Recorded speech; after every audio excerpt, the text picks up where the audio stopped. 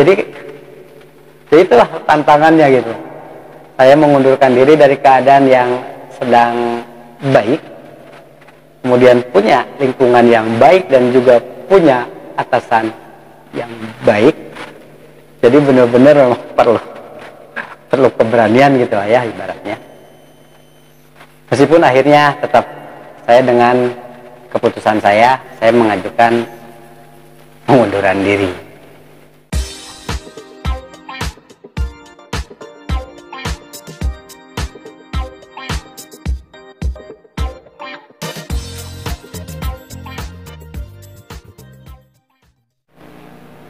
Assalamualaikum warahmatullahi wabarakatuh. Jumpa lagi dengan saya di Kang Asep Channel. Sebelumnya saya ingin mengucapkan terima kasih buat teman-teman di sana yang sudah like, comment, share, dan subscribe channel ini. Dan bagi yang belum, di sini ada tombol subscribe. Silahkan klik tombolnya dan bunyikan loncengnya biar teman-teman tidak ketinggalan video-video saya gitu. Oke. Dikarenakan di video saya sebelumnya ada beberapa request yang meminta saya untuk bisa menceritakan pengalaman pribadi saya. Oleh karena itu, pada kesempatan kali ini saya akan mencoba untuk sharing pengalaman pribadi. Semoga bisa memberi manfaat buat teman-teman semua. Sebagai gambaran awal bahwa saya akan menceritakan pengalaman saya dimulai dari dulu saya sebagai seorang karyawan sampai dengan sekarang ketika saya sudah mulai merintis usaha sendiri. Kenapa? Karena dari status karyawan itulah yang awalnya muncul landasan-landasan atau poin-poin yang akhirnya membuat saya berani mengambil keputusan untuk keluar dari karyawan dan mulai merintis usaha sendiri. Jadi jangan kemana-mana dan simak terus ini. Oke, kita mulai.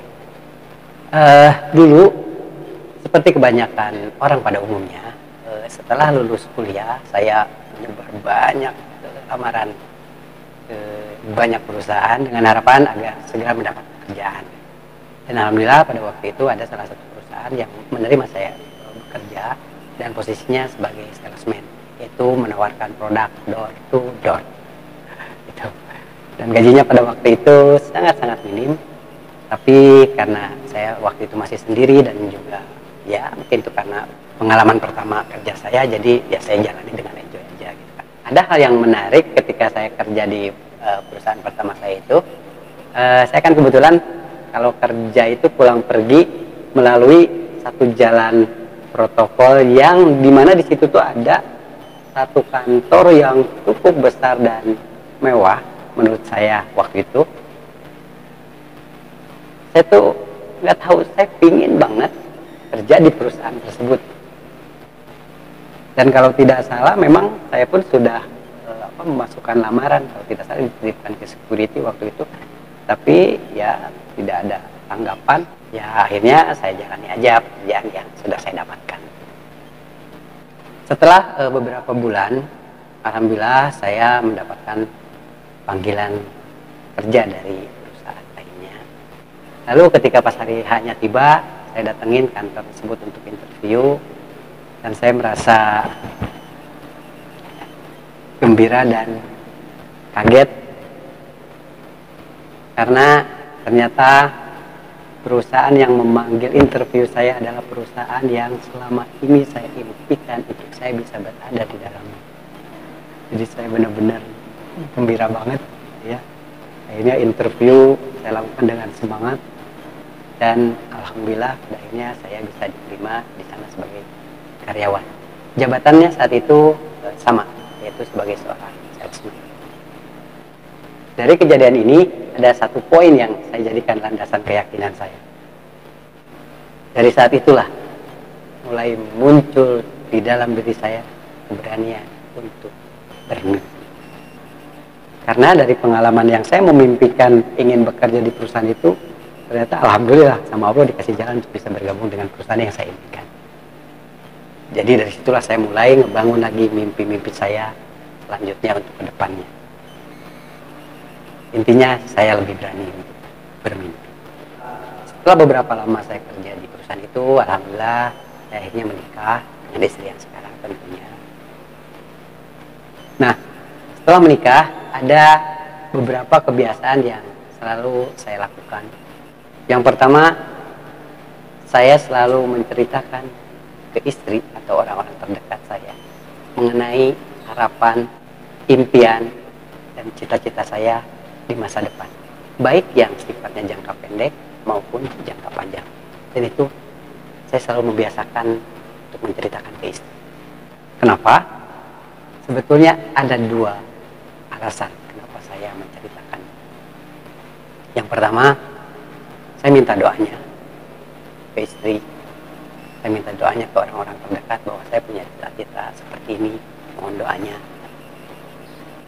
Alasan kedua, dikarenakan ketika saya punya harapan atau impian dan kemudian kita menyampaikannya ke orang-orang terdekat kita, khususnya pasangan kita, kalau bagi saya itu memberikan dorongan yang jauh lebih besar untuk saya lebih bekerja keras lagi untuk mewujudkan apa yang saya impikan tersebut. Karena pada dasarnya saya pun ingin membuktikan apa yang saya sampaikan ke istri atau orang-orang terdekat itu suatu saat bisa saya capai. Ya intinya itu, supaya bisa memberikan dorongan motivasi yang lebih besar di dalam diri. Pada waktu itu ketika saya jadi sales, ya saya pun udah mulai menceritakan harapan saya ke istri gitu ya. Bahwa saya cita-cita ingin seperti ini, untuk jangka pendek saya ingin banget jadi supervisor. Saya minta doanya ke istri, tolong doain saya akan berusaha. Nah itu kebiasaan pertama, jadi menceritakan apa yang menjadi impian, harapan atau cita-cita saya ke orang-orang terdekat saya. Kebiasaan kedua adalah saya selalu berpikir satu langkah dibanding posisi saya saat itu. Jadi kalau bahasa gayanya apa ya, one step ahead gitu ya, berpikiran selangkah lebih maju dibanding posisi saya saat itu. Dikarenakan posisi saya saat itu sebagai seorang sales dan jabatan di atasnya yaitu supervisor, maka meskipun saya masih sebagai seorang salesman, tapi saya udah memposisikan diri saya ada di level supervisor. Saya tetap kerjakan tugas-tugas saya sebagai seorang salesman, tapi saya mulai sedikit-sedikit belajar tentang supervisi.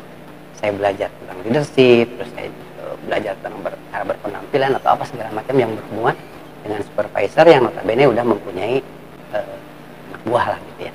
Nah alhamdulillah akhirnya kurang lebih sekitar 3 tahun setengah atau 4 tahun lah ya waktu itu saya dipromosikan menjadi supervisor.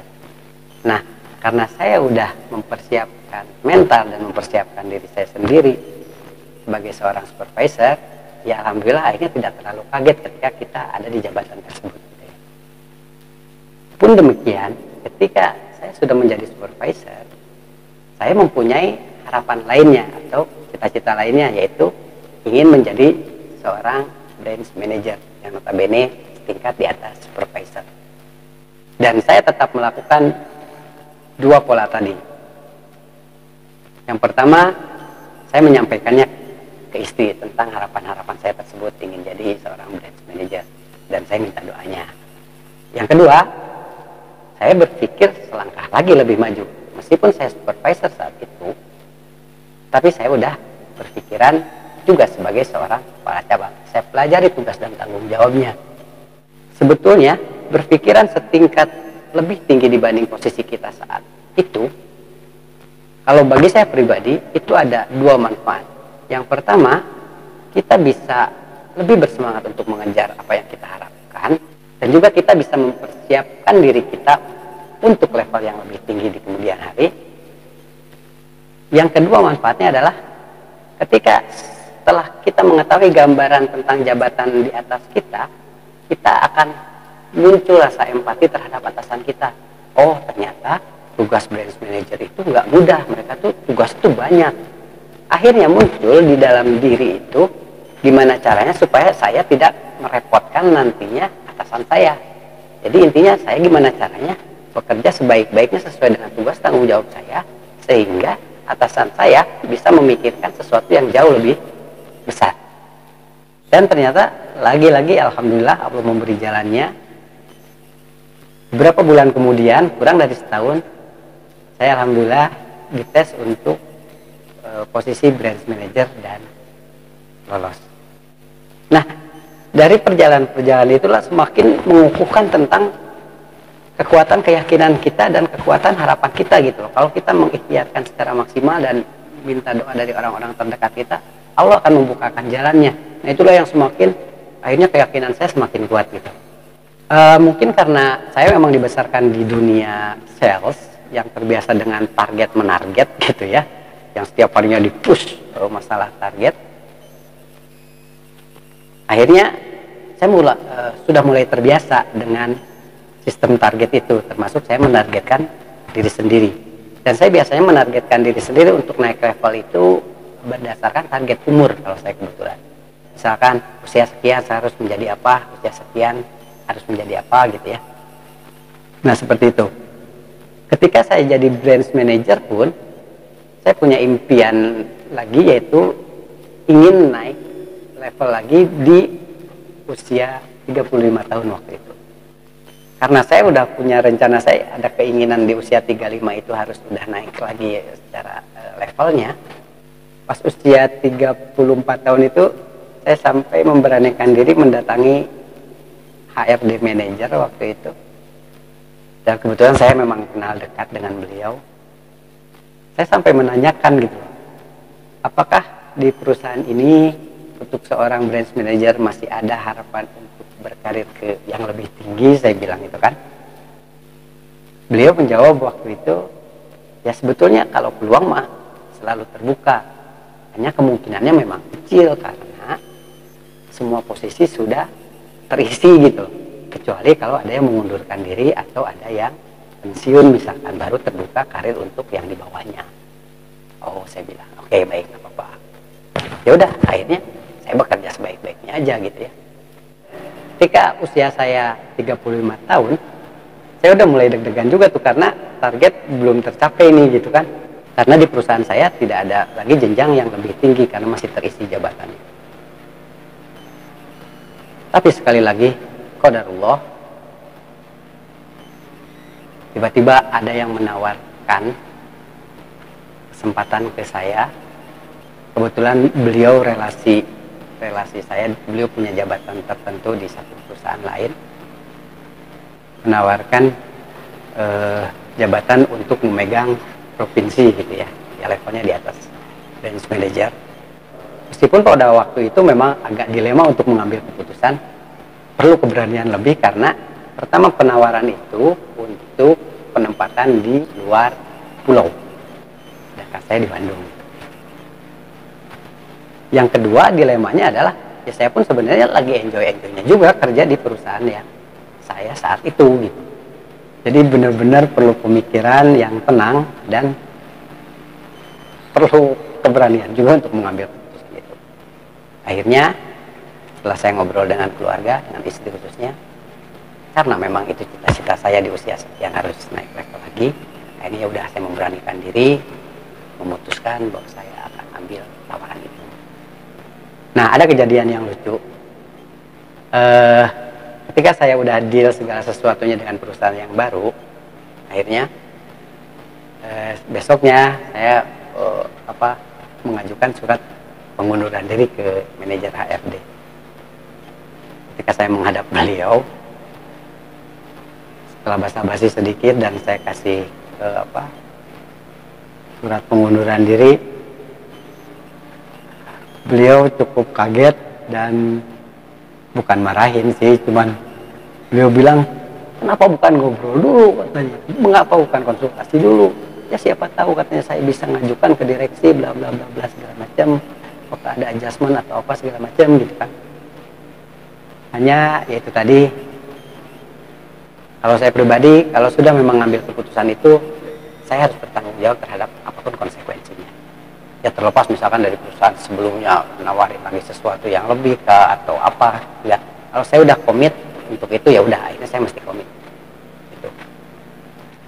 Pada akhirnya manajer HRD tersebut akhirnya menerima dengan lapang dada keputusan saya saat itu untuk pengunduran diri di bulan depan. Nah pada hari terakhir kerja di perusahaan tersebut, ada satu kejadian yang benar-benar saya nggak akan pernah lupa sampai sekarang, yaitu direksi yang diprakarsai oleh manajer HRD mengadakan satu acara pelepasan yang menurut saya ya di luar ekspektasi gitu, yang mana direksi mengadakan acara dengan mengundang level supervisor ke atas untuk makan malam bersama dan mengadakan acara pelepasan untuk saya waktu itu. Pas di acara itu seluruhnya mengucapkan selamat dan mendoakan yang terbaik buat saya, itu sungguh luar biasa.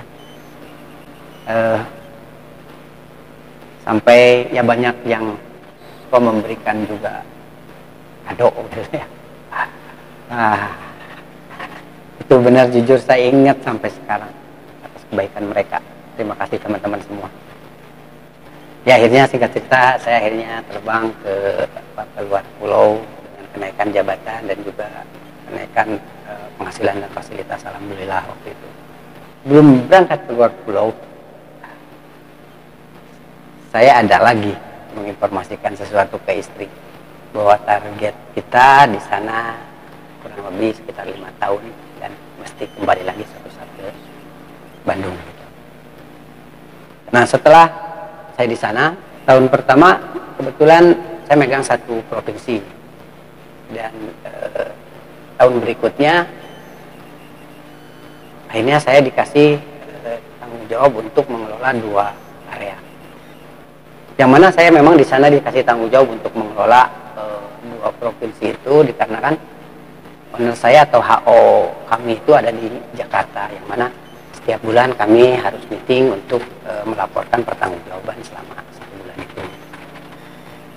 Selama di sana pun yaitu sama, lagi-lagi saya memasang target berikutnya, yaitu waktu itu saya ingin ketika usia saya 40 tahun saya mesti sudah kembali ke Bandung, dan kalau bisa memulai usaha sendiri. 1 tahun sebelum 40 tahun itu saya lebih intens tuh ngobrol dengan anak istri lah ibaratnya, untuk meminta masukan ke mereka. Terus juga saya lebih menegaskan lagi tentang harapan saya untuk bisa kembali ke Bandung dan membuka usaha sendiri. Tapi ya itu tadi, saya kasih penjelasan yang sampai hal yang terpahit gitu loh, saya informasikan ke mereka, karena memang pas di sana keadaan saya ya alhamdulillah lah gitu ya. Dan saya tahu ketika saya ngambil resiko keluar kerja dan mulai usaha sendiri, saya tahu saya mesti berproses, dan saya mesti ngasih tahu juga ke anak istri bahwa prosesnya pun nggak mudah gitu loh. Saya minta persetujuan dan ketersediaan mereka lah gitu ya. Tapi luar biasanya alhamdulillah istri dan anak-anak saya selalu mendukung apa yang akan saya putuskan. Ya akhirnya semakin bulat tuh. Dan singkat cerita, di usia 40 saya mengajukan resign di sana dalam keadaan yang saya benar-benar sedang nyaman-nyamannya. Jadi berat memang mengundurkan diri waktu itu, karena kondisi tadi ya, posisi secara kerjaan sudah enak, fasilitas segala macam juga sudah alhamdulillah, dan kebetulan selain lingkungannya juga waktu itu saya punya owner atau punya atasan yang baik banget. Salam Pak.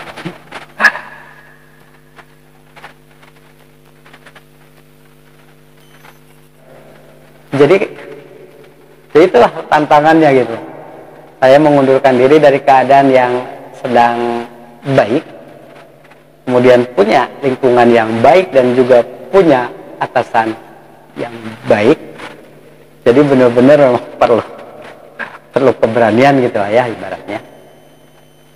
Meskipun akhirnya tetap saya dengan keputusan saya mengajukan pengunduran diri. Saya masih ingat ngobrolnya di hotel sama atasan saya waktu itu. Saya sampaikan tujuan saya.